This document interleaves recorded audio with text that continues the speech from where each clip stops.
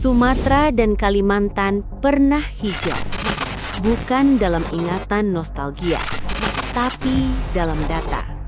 4,4 juta hektar hutan Sumatera hilang dalam 2 dekade terakhir. Kalimantan menyusul dengan luka yang serupa. Hutan ditebang bukan dengan suara ledakan, melainkan dengan tanda tangan.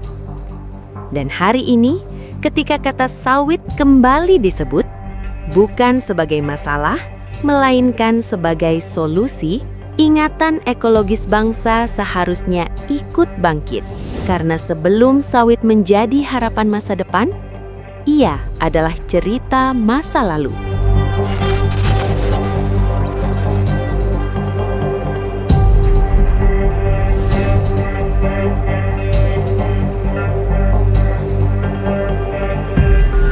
Di Sumatera dan Kalimantan, sawit pernah datang membawa janji. Lapangan kerja, pertumbuhan ekonomi, pembangunan daerah. Sebagian janji itu terpenuhi, namun sebagian lainnya meninggalkan warisan sunyi.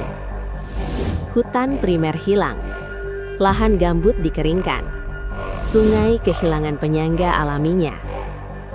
Akhir 2025, banjir dan longsor melanda kawasan hulu Sumatera.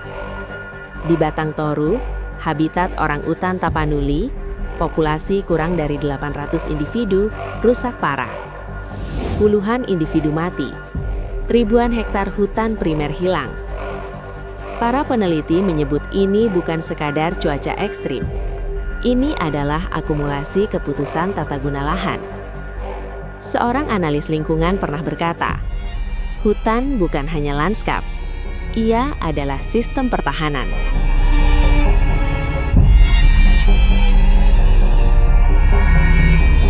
Sawit sering dipromosikan sebagai energi alternatif, namun ada biaya yang jarang disebut. Konversi lahan gambut untuk sawit membutuhkan pengeringan. Gambut kering mudah terbakar, dan setiap kebakaran adalah emisi. Analisis tata guna lahan menunjukkan sektor sawit Indonesia berkontribusi puluhan hingga ratusan juta ton CO2 ekuivalen per tahun dari kebakaran, subsiden gambut, dan deforestasi. Ironinya terasa pahit. Energi yang dimaksudkan mengurangi ketergantungan justru menambah beban iklim. Di titik ini, sawit berhenti menjadi sekadar komoditas.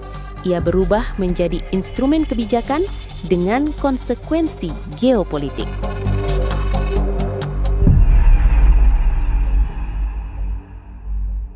Desember 2025. Di Istana Negara, Presiden Prabowo Subianto berbicara tentang Papua, bukan sebagai wilayah tertinggal, melainkan sebagai kunci.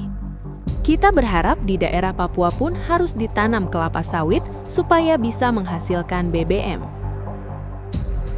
Targetnya besar, 5 tahun, swasembada energi, swasembada pangan.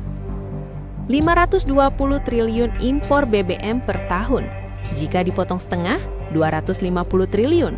Jika habis, 500 triliun. 1 triliun rupiah per kabupaten. Angka-angka ini bukan sekadar ekonomi.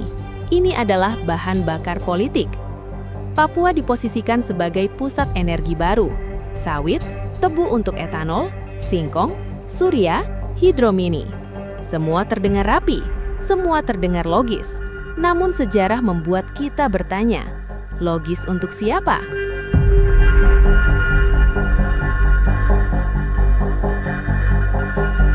Ketika kata sawit disebut untuk Papua, Sumatera dan Kalimantan tidak ikut berbicara. Namun jejak mereka ada di peta deforestasi, di grafik emisi, di konflik lahan. Seorang analis geopolitik lingkungan menyebutnya politik pengulangan. Negara sering membawa solusi lama ke wilayah baru, dengan harapan hasilnya berbeda. Padahal Papua bukan ruang kosong. Ia hidup, ia punya masyarakat adat. Ia menyimpan salah satu keanekaragaman hayati terbesar di dunia. Pertanyaannya bukan lagi apakah Papua bisa ditanami sawit? Melainkan, apakah negara siap belajar dari pengalaman ekologisnya sendiri?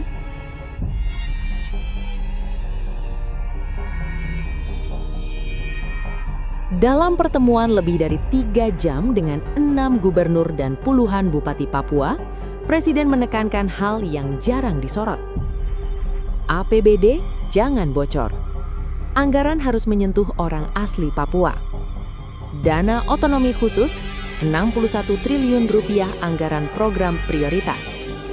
Potensi otsus, 12,69 triliun rupiah. Ada kesadaran bahwa persoalan Papua bukan hanya soal sumber daya, tapi soal siapa yang menikmati. Namun, legitimasi tidak lahir dari janji. Ia lahir dari pengalaman.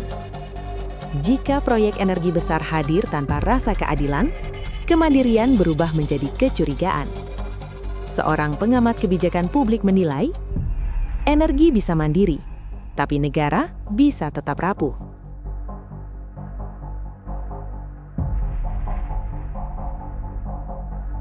Papua bukan hanya isu domestik, ia adalah pesan global. Dalam geopolitik modern, negara yang swasembada energi lebih berani bersuara. Namun, dunia juga menilai caranya. Apakah Indonesia memilih jalur hijau yang konsisten atau hijau yang berhenti di pidato? Analis geopolitik internasional menyebut ini dilema klasik negara berkembang, antara mengejar kemandirian cepat atau membangun keberlanjutan lambat. Pilihan itu tidak netral. Ia menentukan posisi Indonesia di panggung dunia.